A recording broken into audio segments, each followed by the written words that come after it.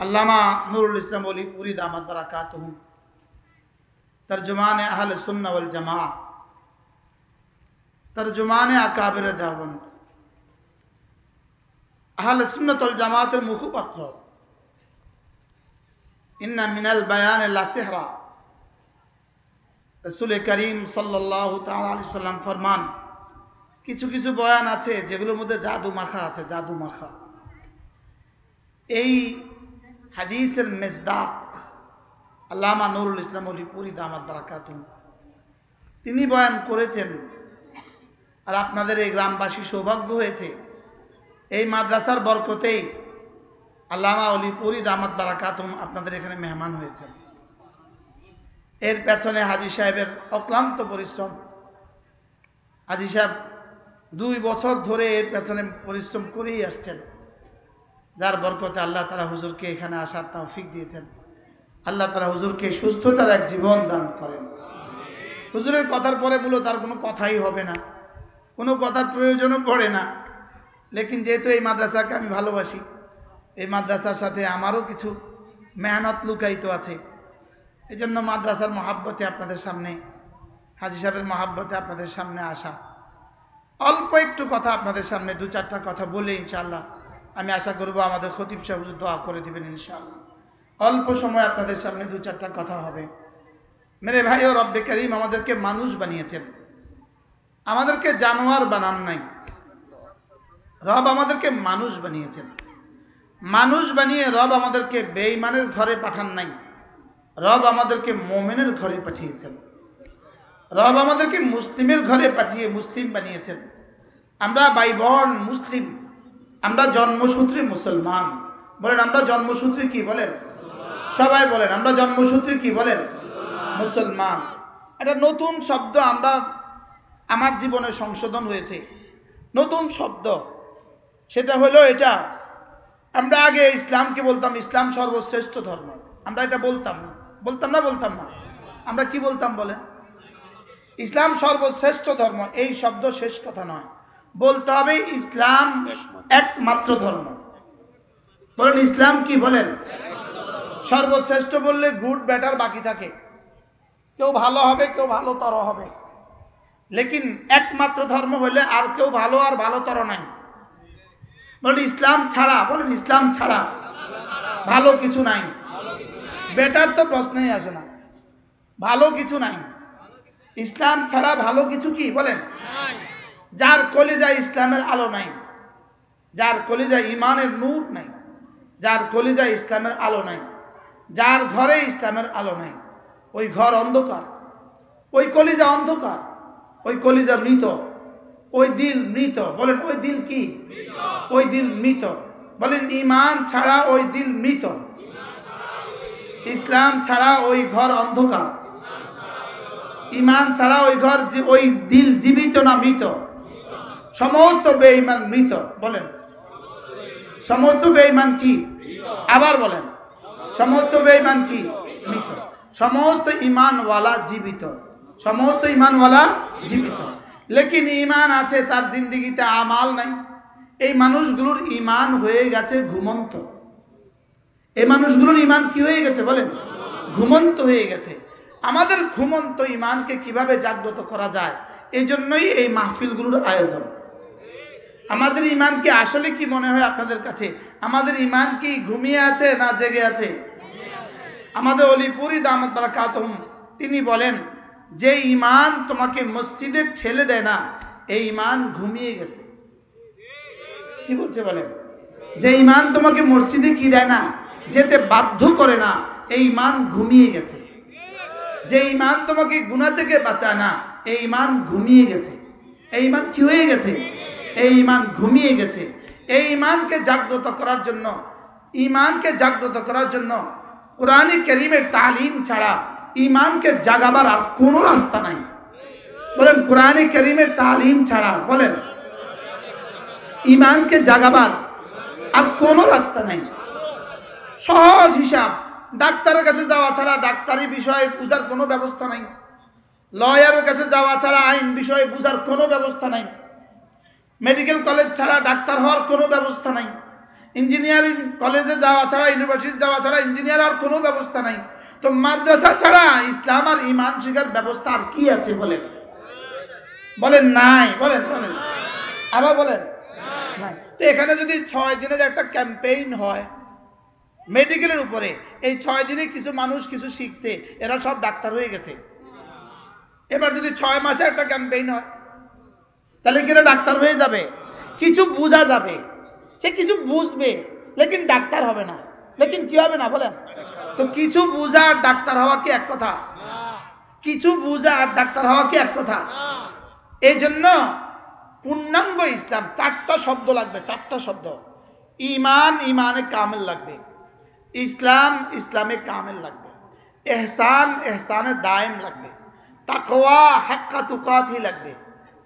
তাকওয়া হাক্কা তুকাতি লাগবে। এটা আমাদের প্রতিবেশী হুজুর বাংলা সুন্দর পারেন, আমি এই সব শব্দের বাংলা পারি না।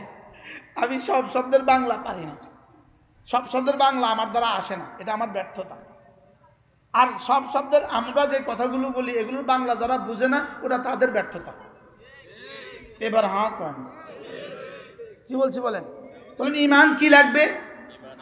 ইমানে কামেল। এখানে এক জাররা ছাড় চলবে না, এক জাররা। ইমান, ইমানে কামেল লাগবে। ইমান, পূর্ণাঙ্গ ইমান লাগবে। কুফরির জন্য পূর্ণাঙ্গ কুফরি করতে হয় না, এক জাররা অস্বীকার করলেই কাফের হয়। লেকিন এক জাররা মানলেই মোমেন হয় না। মনে হয় বুঝেন নাই? এক জাররা অস্বীকার করলে কি হয়? লেকিন 99 মানলে কি হয় না? মোমেন হয় না। মোমেন হওয়ার জন্য কদ্দুর মানা লাগে? মোমেন হওয়ার জন্য 100 মানা লাগে। লেকিন কুফরির জন্য হ্যাঁ। আচ্ছা, বিয়েটা ছুটে যেতে কতক্ষণ লাগে? কয়বার কথা বলে বিয়ে ছুটে? একটা কথা কয় ঘন্টা লাগে? 20 বছরের বৈবাহিক জিন্দেগি ছুটে যেতে কতক্ষণ লাগে? বিয়ে যত সেকেন্ড লাগে বিয়ে ভাঙতে, এর থেকে কোটি ভাগের 1 জাররা সময় ইমান ভেঙে যায়। ইমান কি হয়ে যায় বলেন? ইমান ভেঙে যায়। কেউ যদি কোনো কুফরি মতবাদকে সুন্দর মনে করে, কেউ যদি কোনো কুফরি মতাদর্শকে সুন্দর মনে করে, তার ইমান নাই। অনেকদিন আগের কথা, হযরত মৌলানা মুফতি আজিজুল হক রাহমাহুল্লাহ, পটিয়া মাদ্রাসার মুফতি সাহেব রহমতুল্লাহ আলাইহি বরিশাল সফরে যাচ্ছিলেন, নিজের নৌকাত করে সফর। এমন সময় নৌকাতে একজন প্যাসেঞ্জার উঠছে, শার্ট প্যান্ট পরা, ট্রাই লাগানো এক প্যাসেঞ্জার উঠছে। হুজুরের জজবায় এসে গেছেন। হুজুর সাথীদেরকে জিজ্ঞেস করছেন, তারে সুন্দর লাগে না আমারে সুন্দর লাগে? যদি তারে সুন্দর লাগে জয়, চিটাঙ্গের ভাষায়, যদি তারে সুন্দর লাগে জয়, তোরা ইমান দৌড়া। তো তাকে যদি সুন্দর লাগে তো তোরা কি কর? তোরা ইমান দৌড়া, তোরা ইমান দৌড়া। তাকে যদি সুন্দর লাগে, কোন বেঈমানের বিষয়কে, ইসলামের বিপক্ষের কোন বিষয়কে আমার দিলে সুন্দর লাগবে এই শব্দ আসতে পারবে না। কি বলছি বলেন? না বুঝে বলেন, বুঝে না। আমার দিলে কি লাগবে? সুন্দর লাগবে, এটা আসতে পারবে না। আমার কলিজায় ইসলামের বিপক্ষের কোন বিষয়কে আমার কাছে সুন্দর লাগবে, এটা হইতে পারে না। হ্যাঁ, আমি প্রকাশ করতে পারি না, আমি বলতে পারি না, লেকিন আমার হৃদয়ে কথা আসতে হবে, না এটা সুন্দর না। এটা কি না বলেন? আল্লাহ তাআলা যেটা কি সুন্দর বলেছেন এটাই সুন্দর, রাসূল যেটাকে সুন্দর বলেছেন এটাই সুন্দর। আল্লাহ যেটাকে সুন্দর বলেন নাই, সারা পৃথিবী বললেও এটা সুন্দর না। এটা কি না বলেন? এজন্য আল্লাহ তাআলার ডিজাইন এটাই সুন্দর। আল্লাহর ডিজাইন এটাই কি বলেন? এটাই সুন্দর। যেমন ধরেন দাড়ি, আল্লাহর ডিজাইন, বলেন এটা কার ডিজাইন? আবার বলেন এটা কার ডিজাইন? অতএব কেউ যদি এটাকে এগুলোকে ফেলে দিয়ে যদি কেউ সুন্দর হইতে চায়, সারা দুনিয়ার কাছে সে সুন্দর হইতে পারে, লেকিন আরশ আজিমের মালিকের কাছে সে সুন্দর না। যেমন ধরেন এই ফুলগুলো, আমরা এখানে যা দেখছি সব ফুল দেখছি, লেকিন আমরা দেখছি এগুলোকে ফুল, লেকিন মৌমাছি এগুলোকে ফুল দেখে না। মনে হয় বুঝেন নাই? মৌমাছি এগুলোকে কি দেখে না বলেন? মৌমাছি এগুলোকে ফুল দেখে না কেন? এগুলোকে মৌমাছি ফুল দেখে না, এগুলো ফুল নয়। এই জন্য মৌমাছি এগুলোকে ফুল দেখে না কেন বলেন? এগুলো কি নয় বলেন? ফুল নয়। এই জন্য মৌমাছি এখানে বসে না। এতক্ষণ পর্যন্ত একটা মৌমাছি আসছে এখানে, হ্যাঁ আসলো না কেন? একটা মৌমাছি 30,000 মাইল দূর থেকে নাকি দেখে। সুবহানাল্লাহ বলেন। সে এক ফোঁটা মধু আহরণের জন্য 30,000 মাইল দূরে সফর করে, ওখান থেকে সে আবার তার বাসভবনে ফিরে আসে। কিভাবে সম্ভব? খালাকা কুল্লা শাই ফাহাদা, রব সব বানিয়েছেন আবার হেদায়েত দিয়েছেন। এখন মৌমাছি আশেপাশে আছে, লেকিন এগুলোকে উকি মেরে মেরে দেখে বলে না না এগুলো ফুল না। এগুলো কি না বলেন? তাহলে মৌমাছি যদি এটাকে ফুল না বলে তো রবের দেওয়া সিদ্ধান্তের বাইরে কোনোটাকে সুন্দর বলবেন কেন? কি হয়? এই জন্য সিবগাত আল্লাহ ওমান আহসানু মিনাল্লাহ সিবগা। রব্বে কারীম বলেন আমার একটা ডিজাইন আছে, আমার একটা দেওয়ার ডিজাইন আছে, আমার একটা ডিজাইন আছে। আমার ডিজাইনের চেয়ে সুন্দর কোনো ডিজাইন পৃথিবীতে আর হইতে পারে না। কি আজীব বিষয়। জন্মের পরে দাড়িগুলো উঠলো না কেন? জন্মের সময় দাড়িগুলো উঠলো না কেন? আচ্ছা বাচ্চা যদি এতগুলো দাড়ি নিয়ে আসতো, এই বাচ্চাটাকে সুন্দর লাগতো? এই জন্য রব জন্মের সময় দাড়ি দেন না। সুবহানাল্লাহ বলেন। চুল নিয়ে আসছে না আসছে না? নখগুলো নিয়ে আসছে না আসছে না? সব নিয়ে আসছে, লেকিন কি নিয়ে আসে নাই বলেন? কেন আসে নাই? রব বলেন না দাড়ির সৌন্দর্য এটা এখনো সময় হয় নাই, এটা একটু পরে। আচ্ছা 80 বছরের বুড়া যদি দাড়িগুলো একদম সাফ কালো হইতো তো কিরকম দেখা যেত? ভাল লাগতো? এই জন্য রব বুড়ো হলে দাড়িতে রং লাগায় দেয়। সুবহানাল্লাহ বলে। কালোগুলোরে কোন ফাঁকে ব্রাশ মেরে এগুলোকে সাদা করে দিছে। কি হয়? তাহলে বোঝা গেছে তোমার 60 বছর বয়স, তোমার দাড়ি যদি কালো হয় ভাল লাগবে না। বাস্তব না বাস্তব? আচ্ছা নানা শ্বশুর আর দাদা শ্বশুর আর বাবা নতুন শ্বশুর তিনজন একসাথে দাঁড়ায় রয়েছে, তিনজনের দাড়ি কালো, তো ওই বেটা কারে কি করবো? এটা কি পরিমাণ সমস্যা হবে, ঝামেলা হবে না? কারে কি গোয়া বয়? এই জন্য কোনো বয়স্ক মানুষের সাথে যদি বাচ্চা দেখি, বাচ্চা আমি জিগাই না ভাই এটা আপনার নাতি না নাতি কিনা, এটা জিগাই না। যদি ছেলে শরম পাবে সে। সিলেটে গেলে 50 বছর বয়সী ছেলে পাওয়া যায় 6 মাসের, কারণ ও বিয়ে করছে 49 বছরের, কারণ লন্ডন যাওয়ার জন্য অপেক্ষা করতে করতে 49 বছর গেছে। কুলে বাচ্চা দেখলে জিজ্ঞেস করা যায় না ভাই নাতি না ফুমতি, এটা জিজ্ঞেস করা যায় না। কি বলতে হয়? এটা কে, এটা জিজ্ঞেস করতে হয়। আগে আমি জিজ্ঞাসা শরম পাইছি, এখন আমি জিজ্ঞাসা এটা কে। বারহাল আল্লাহ তাআলা ডিজাইন এটা সবচেয়ে সুন্দর ডিজাইন। সুবহানাল্লাহ বলেন। এটা টাকনুর উপরে কাপড়, টাকনুর উপরে কাপড় আর নিচে কাপড়। পুরুষের টাকনুর উপরে কাপড়, এটা আল্লাহ তাআলার দেওয়া ডিজাইন। মেয়েদের টাকনুর নিচে কাপড়, এটা আল্লাহ তাআলার দেওয়া ডিজাইন। সুবহানাল্লাহ বলেন। পুরুষের বোরকা এটা আল্লাহ, মেয়েদের বোরকা এটা আল্লাহ তাআলার দেওয়া ডিজাইন। পুরুষের জামা এটা আল্লাহ তাআলার দেওয়া ডিজাইন। সুবহানাল্লাহ বলেন। এই পুরুষের চুল চতুর্দিক থেকে কেটে সমান হবে, এটা আল্লাহ তাআলার দেওয়া ডিজাইন। আর এদিকে কাটবে এদিকে বড় রাখবে, এটা ইহুদিদের ডিজাইন। আল্লাহ, এখন যদি টুপি খোলাই কি অবস্থা হবে? এখন যদি সবগুলো টুপি খোলাই তো কি অবস্থা হবে? গ্রিক সভ্যতায় ওদের ওই সভ্য সমাজে গোলাম বিক্রি হইতো, বাজারে গোলাম বিক্রি হইতো। তো বাজারে গোলাম বিক্রি হইতো, গোলাম কোনটা স্বাধীন কোনটা এটা চিনবে কি দিয়া? তো গোলামগুলোর এদিকে শেপ করে দিত, এদিকে চুল কেটে দিত, এদিকে বড় রাখতো। তো বাজারে বোঝা যেত এটা গোলাম এটা স্বাধীন, এটা গোলাম এটা স্বাধীন। আমাদের দেশে যারা এদিকে শেপ করে এদিকে চুল রাখে এরা হলো গোলামের ঘরের গোলাম। এটা ওই গোলামদের উত্তরসূরি এরা।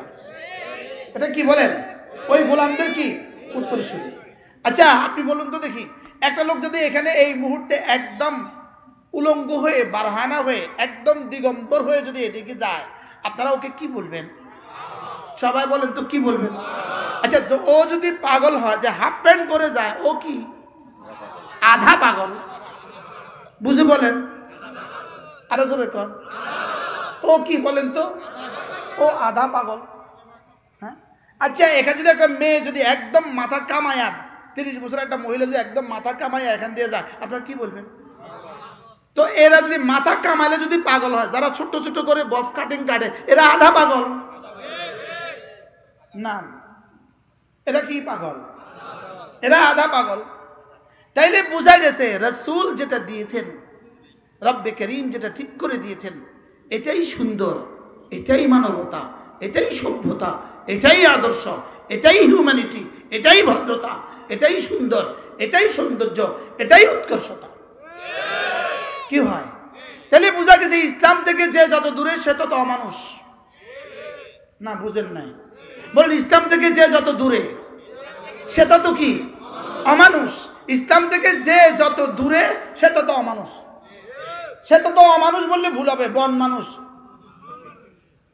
সে তত কি? আচ্ছা, আপনি বলুন তো দেখি, যারা ইসলাম মানে না, এরা প্রতিদিন কুলি করে কয়বার?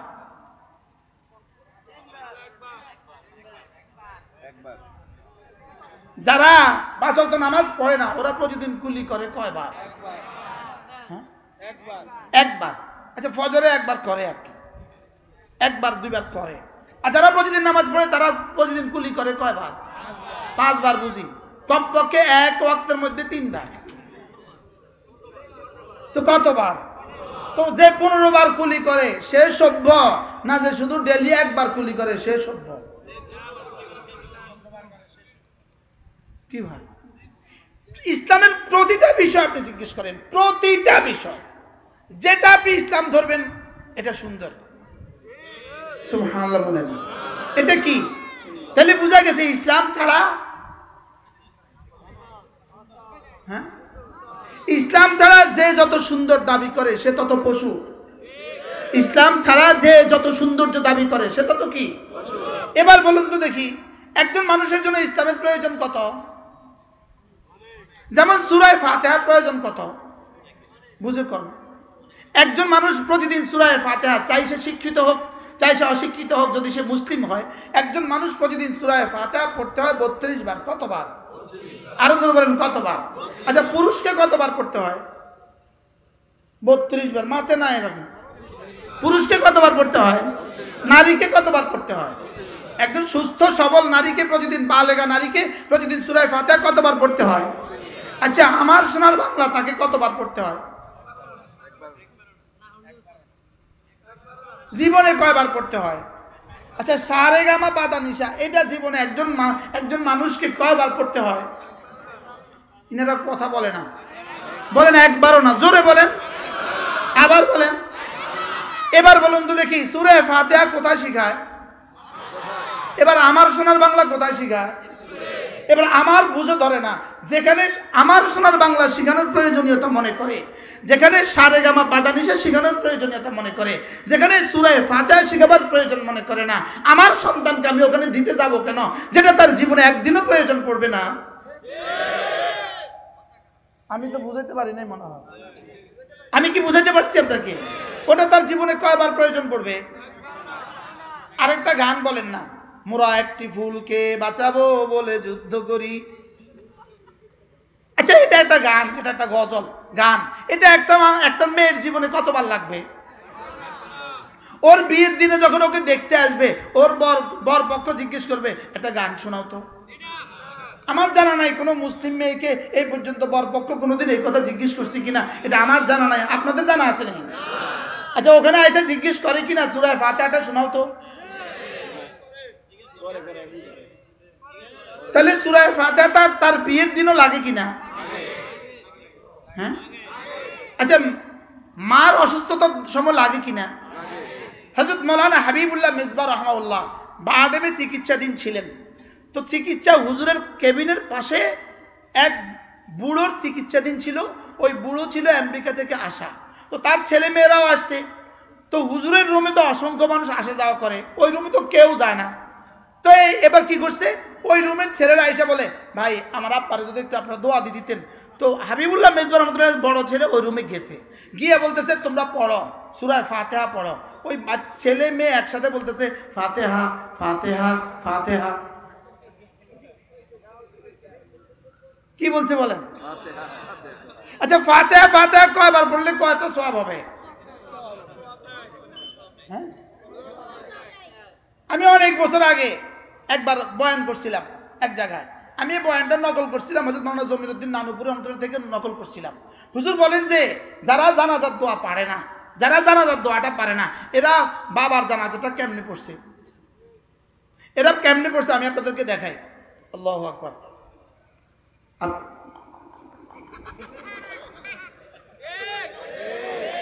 এরপর আল্লাহু আকবার। আমি এই ওয়াজের পরে এক সিএনজি ড্রাইভার বলতেছে, হুজুর আল্লাহর কসম আমি আমার আব্বার জানাজা এইভাবে পড়ছি। আল্লাহ জান্নাত নসিব করবে। ওই ড্রাইভারটারও ইন্তেকাল হয়ে গেছে আমাদের লক্ষ্মীপুরে, ওটাও সেও মারা গেছে। আল্লাহ তার কবরকে জান্নাতের টুকরো বানিয়ে দেবে। কি বলছি বলেন? যারা জানাজার দোয়া পারে না তারা বাবার জানাজা কেমনে পড়ে? কোন না, আমি বুঝাই কোন না, কোন না কেমনে পড়ে? ঠোঁট নাড়ে কেন? পাশের লোকটা কি বলবে, কিন্তু আব্বার জানাজা কিছু কইলি না, এই জন্য সে ঠোঁট নাড়ে। এরাই আবার নিজেদেরকে সমাজে খুব শিক্ষিত মনে করে। এরা নিজেদেরকে অনেক শিক্ষিত, কি অনেক শিক্ষিত মনে করে। এরা মনে করে এরা সব পারে। এদের পারা হলো ওই বেটার মতো। এক বেটা সব পারে, বাংলাও পারে, ইংরেজিও পারে, বিজ্ঞানও পারে, অঙ্কও পারে, সব পারে। এবার নৌকাত করে ওই পারে রওনা দিছে। এবার মাঝিকে জিজ্ঞেস করে, মাঝি তুমি কি বাংলা পারো? কয় পারি না। কয় তোমার জিন্দিগি কেমনে চলবে? এবার বলছে তুমি কি অঙ্ক পারো? কয় পারি না। কয় তোমার জিন্দিগি যাইবো কেমনে? কয় ভূগোল পারো? কয় পারি না। কাছে তোমার জিন্দিগিটা যাইবো কেমনে? তো এবার মাঝি জিজ্ঞেস করতেছে, একটু পরে ঝড় উঠছে, এবার জিজ্ঞেস করে, স্যার আপনি কি সাঁতার পারেন? না পারি না। আচ্ছা, সব পারে সাঁতার পারে না, এই লোকটার এখন জিন্দিগি যাইবো কেমনে? কি ভাই? আর ওই মাঝি সাঁতার পারে আর কিছু পারে না, এবার মাঝির জীবন যাইবো কেমনে? মাঝি তো সাঁতার কাটা যাইবো গা, আর ওই স্যারে কি করবে? কেন ডুববে বলেন? যারা কোরআন পারে না ডুবে মারা ছাড়া এদের সামনে আর কোনো রাস্তা নাই। কি হয়? আমি বলি বাংলা আপনি শিখান, কোনো অসুবিধা নাই, ইংরেজিও আপনি শিখান, কোনো অসুবিধা নাই, যা ইচ্ছা তা শিখান, লেকিন আপনি যদি আপনার সন্তানকে কোরআন না শিখান, আপনিও ডুববেন, আপনার সন্তানও ডুববে, জাতিও ডুববে, দেশও ডুববে। আমি কি বুঝাইতে পারছি আপনাকে? প্রত্যেকেই নিয়ত করেন, কলিজায় হাত বেঁধে নিয়ত করেন, আমি আমার ছেলে মেয়েকে দিন শিখাবই শিখাবো। না কলিজায় হাত দেন, কলিজা কলিজা বলেন ইনশাআল্লাহ, বলেন ইনশাআল্লাহ। একটা জাতিকে ধ্বংসের জন্য, একটা জাতিকে ধ্বংসের জন্য, আমাদের মতো দুর্বল দেশটাকে ধ্বংসের জন্য পশ্চিমারা বড় বড় প্ল্যান বানায় নাই। আমাদেরকে দুর্বল করার জন্য তারা নির্যাতনের স্টিম রোলার বানায় নাই। তারা আমাদেরকে দুর্বল করার জন্য তাদের বোমারু বিমান ব্যবহার করবে না। আমাদেরকে দুর্বল করার জন্য, আমাদেরকে ধ্বংসের জন্য তাদের শেষ টার্গেট হলো এ জাতির ছেলে মেয়েগুলোকে দিন থেকে বঞ্চিত করো। এমন একটা শিক্ষা কারিকুলাম দিয়ে দাও, যেই শিক্ষা কারিকুলামে তাদের রব চিনাবে না, তাদেরকে সূরা ফাতিহা চিনাবে না, তাদেরকে কোরআন পড়াবে না, তাদেরকে ইসলাম শিখাবে না, তাদেরকে ইসলাম থেকে বঞ্চিত করে দাও। ওই শিক্ষা ব্যবস্থা ইসলাম থেকে দূরে সরিয়ে দাও। ইসলাম থেকে যত দূরে সরিয়ে দিবা এ জাতিকে ধ্বংস করা তত সহজ। এখন বলুন তো দেখি, এই শিক্ষা কারিকুলামে তারা কত ভাগ কামিয়াব? তারা শতভাগ কামিয়াব। তারা কি শতভাগ? কি শতভাগ কামিয়াব। যেই বাচ্চাটা ওখানে যাবে, যেই বাচ্চা প্রাইমারি স্কুলে, হাই স্কুলে যাবে, সে কি করে আশা করা যায়, এই বাচ্চাদেরকে কি করে আশা করা যায় সে মুসলিম মুকাম্মাল ইমানে কামেল হবে, ইসলামে কামেল হবে? এটা তার থেকে কি করে আশা করা যায়? এই স্কুল আর এই কলেজে পড়ে, এই স্কুল আর এই কলেজে, এই শিক্ষা ব্যবস্থায় পড়ে এখন যারা কিছুটা দিনদার আছেন, আপনারা যারা দিনদার আছেন, আমাদের ডাক্তার সাহেব দিনদার, আমাদের শহীদ ভাই দিনদার, আমাদের এই ভাইরা দিনদার, আপনারা যারা দিনের সাথে আছেন, প্রশ্ন আপনারা এই শিক্ষা কারিকুলামে পড়ে এই দিন কেন কিভাবে শিখলেন? না না, ওই শিক্ষা কারিকুলামে বরকত নয়, এটাও এই মাদ্রাসায় পড়ুয়া ওলামায়ে উম্মতের বরকত হয়েছে। বাস্তব না বাস্তব বলেন? আপনারা কি ওই কারিকুলাম থেকে আসছেন না ওলামায়ে কেরামের সোহবতে আসছেন? অবশ্যই ওলামায়ে কেরামের সোহবত। ডাক্তার সাহেব বলেন ওলামায়ে কেরামের সোহবতে না ওই শিক্ষা কারিকুলাম থেকে? জাকির সাহেব বলেন ওলামায়ে কেরামের সোহবতে না শিক্ষা কারিকুলাম থেকে? এবার ওলামায়ে কেরাম কোথা থেকে আসছে? মাদ্রাসা থেকে। ওলামা ইকরাম কোথেকে আসে? মাদ্রাসা থেকে। তাহলে এটা স্বতঃসিদ্ধ কথা, এটাই সুস্পষ্ট কথা, মাদ্রাসা থেকে যে যত দূরে, দিন থেকে সে তত দূরে, ইসলাম থেকে সে তত দূরে। কি হয়? এবার আপনি সিদ্ধান্ত নেন আপনার ছেলে মেয়েকে আপনি কি করবেন, আপনি সিদ্ধান্ত নিতে হবে। কি খেয়াল বলেন, কি খেয়াল? আরো জোরে বলেন না, কলিজায় হাত দিয়ে বলেন, আল্লাহর সাথে চুক্তি করেন, আল্লাহর সাথে চুক্তি করেন যে আমার যাদের ছেলে মেয়ে আছে, আমরা আমাদের ছেলে মেয়েদেরকে দিন শিখাবোই শিখাবো। বলেন ইনশাআল্লাহ, বলেন ইনশাআল্লাহ। শুধু ছেলেকে শিখাবেন না মেয়েকে শিখাবেন? হ্যাঁ বলেন, শুধু ছেলেকে না মেয়েকে? আচ্ছা, ছেলেকে দিন শেখানো বেশি জরুরি না মেয়েকে দিন শেখানো বেশি জরুরি? আচ্ছা, একটা মেয়ে দ্বারা গুনাহের সম্ভাবনা বেশি হয় না একটা ছেলের দ্বারা গুনাহের সম্ভাবনা বেশি হয়? আচ্ছা, একটা ছেলে যদি জিন্সের প্যান্ট পরে, জিন্সের শার্ট গায়ে দিয়া মোটরসাইকেল চালায় কক্সবাজার যায়, ওর দিকে মোটামুটি কতজন তাকায় তাকায় গুনাহ করছে? মনে হয় বুঝেন নাই। এবার একটা ওর পেছনে যদি একটা মেয়ে বসে হাফ প্যান্ট পরে, আর এবার বলুন তো দেখি গুনাহ হওয়ার সম্ভাবনা কত? কত? তাহলে এক ছেলে দিয়ে গুনাহ হওয়ার সম্ভাবনা কত? অল্প। একটা মেয়ে দিয়ে গুনাহ হওয়ার সম্ভাবনা কত? কত গুণ বেশি? 100 গুণ। আরে কোটি কোটি গুণ বেশি, কোটি কোটি গুণে বেশি। তা আমি বলি যে একটা মেয়ে দিয়ে যদি গুনাহ হওয়ার সম্ভাবনা কোটি কোটি গুণে বেশি হয়, তাহলে মেয়েকে দিন শিখানো এক ছেলের মোকাবেলায় কোটি কোটি গুণে বেশি। কি মনে হচ্ছে আপনাদের কাছে? বলেন, ছেলেকে দিন শিখানো জরুরি না জরুরি না? জরুরি। ছেলেকে দিন শিখানো জরুরি না জরুরি না? এবার মেয়েকে দিন শিখানো কত গুণে বেশি জরুরি? এই কথাটা শহীদ ভাইকে বুঝাইতে আমার এত বছর লাগছে। এই গ্রামের মেয়েরা যদি আপনার হাসরের মধ্যে আপনার গরিবান ধরে, আপনার কলার ধরে, আপনি ছেলেদের জন্য করলেন, আমাদের জন্য করলেন না কেন? উত্তর দেন, উত্তর রেডি করেন। মনে হয় বুঝাইতে পারলাম না। কবে থেকে শুরু করবেন এখানে কাজ বলেন? ইনশাআল্লাহ শিক্ষিকা অলরেডি নিয়োগ দেওয়া হয়ে গেছে, আলহামদুলিল্লাহ বলেন আলহামদুলিল্লাহ। এটা আমাদের এক তাহারিক তুলছি, আমরা একটা তাহারিক তুলছি। ইনশাআল্লাহ এদেশে গ্রামে গ্রামে মাদ্রাসা হবে ইনশাআল্লাহ। বলেন ইনশাআল্লাহ, বলেন ইনশাআল্লাহ। তোমাদের যে কারিকুলাম দিয়া তোমরা জাতিকে ধ্বংসের ষড়যন্ত্র করছো, ইনশাআল্লাহ আমরা বাতিল যেভাবে আসে হক সেভাবেই আসবে। কি ভাই? বাতিল যেভাবে আসে হক কি সেভাবেই আসবে। বাতিল যদি শিক্ষার আকৃতিতে আসে, হকও শিক্ষার আকৃতিতে আসবে। শিক্ষার আকৃতিতে হক কি শিক্ষার আকৃতিতেই আসবে। বাতিল যদি অস্ত্রের আকৃতিতে আসে, হক অস্ত্রের আকৃতিতে আসবে। বাতিল বক্তৃতার মোকাবেলা আসে, বক্তৃতার আকৃতিতে আসে, হকও বক্তৃতার আকৃতিতে আসবে। কি হয়?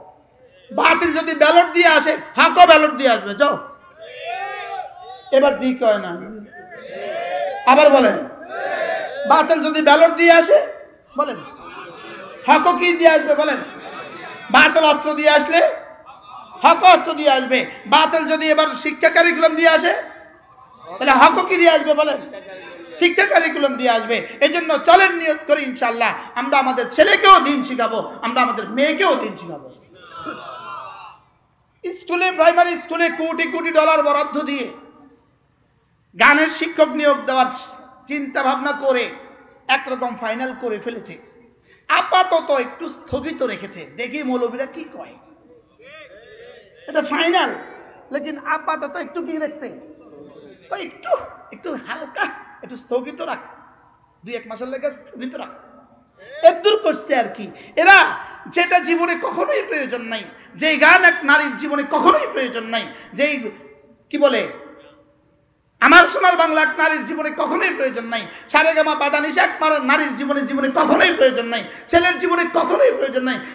সেটা শেখাবার জন্য কোটি কোটি ডলার বরাদ্দ দিয়ে তুমি শিক্ষক নিয়োগ দিতে গেলে কেন? আর যেই সূরা ফাতিহা প্রতিদিন 32 বার পড়া দরকার, সেটার জন্য শিক্ষক নিয়োগ দিতে ভুলে গেলে কেন?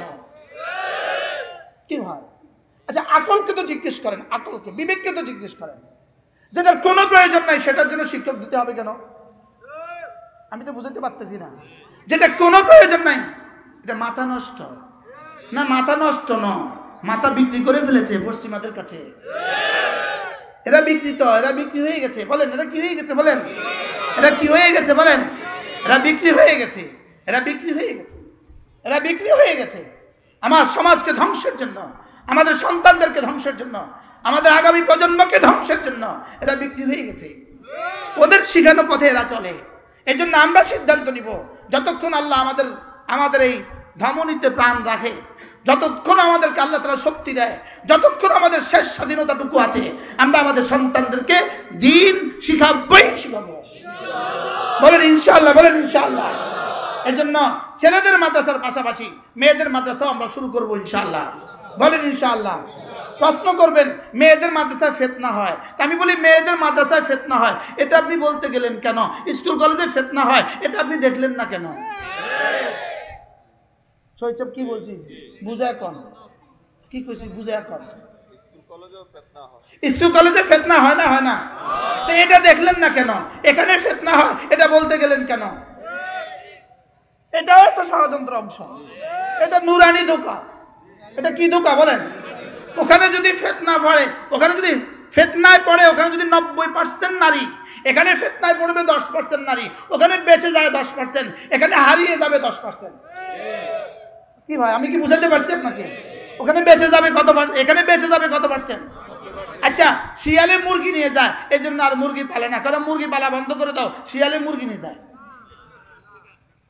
বুঝে নাই কথা কি বলছি বলেন?